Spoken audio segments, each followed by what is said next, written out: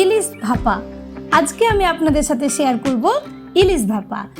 নমস্কার, welcome to cooking with ইচ্ছে। আর সেই জন্য এখানে আমি 5 পিস ইলিশ মাছ নিয়েছি।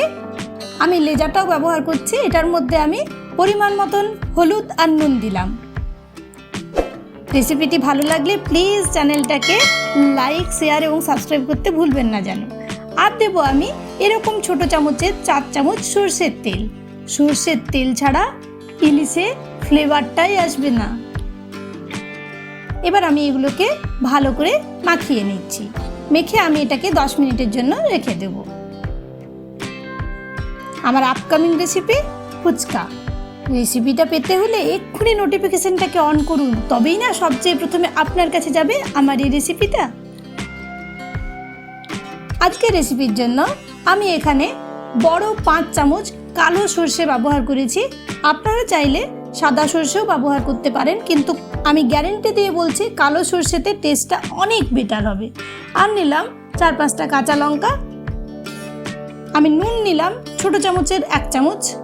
হলুদ নিলাম ছোট চামচের 1 চামচ। এটা যখন দেবেন একটু অ্যাডজাস্ট করে নেবেন, কারণ ইলিশে আমাদের হলুদ নুন মাখানো আছে। নারকেল দিলাম আর 3 চামচ জল দিলাম। নারকেলটা খুব ভালো এটার মধ্যে একটা টেস্ট আনে, আপনারা চাইলে দেবেন না। আর দিলাম 1 চামচ চিনি। তারপর এটাকে আমি পেস্ট বানিয়ে দেখুন মাছের মধ্যে দিয়ে দিয়েছি।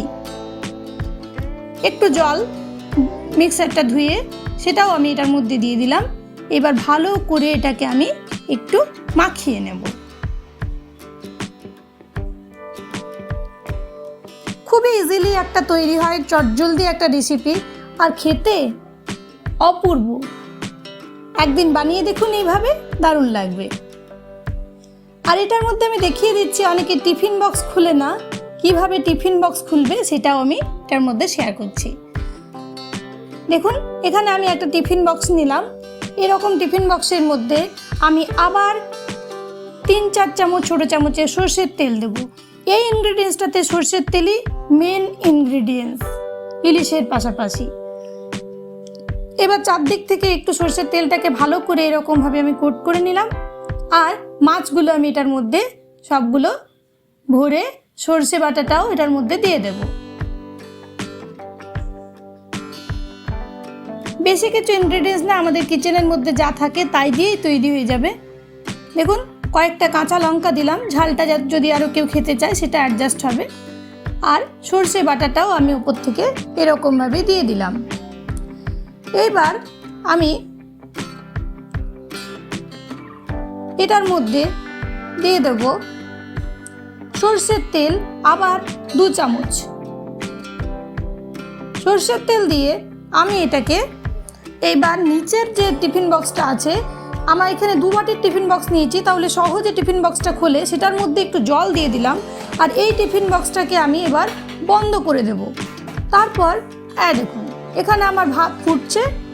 এটার মধ্যে আমি টিফিন বক্সটা ভরে দেব। ভাত আমার অর্ধেক ফুটে গেছে, আর একটু পরে ভাতটাও সেদ্ধ হবে আর আমার ইলিশ ভাপাও রেডি হয়ে যাবে। দেখুন ভাতের সাথে সাথে আমার ইলিশ ভাপার রেসিপিও রেডি। টিফিন বক্স খুলে এইবার গরম গরম পরিবেশন করুন ভাতের সাথে। কিচ্ছু লাগবে না, শুধু ইলিশ ভাপার সাথে আপনি একেবারে কিচেন কুইন হয়ে উঠবেন। ধন্যবাদ ভিডিওটি দেখার জন্য।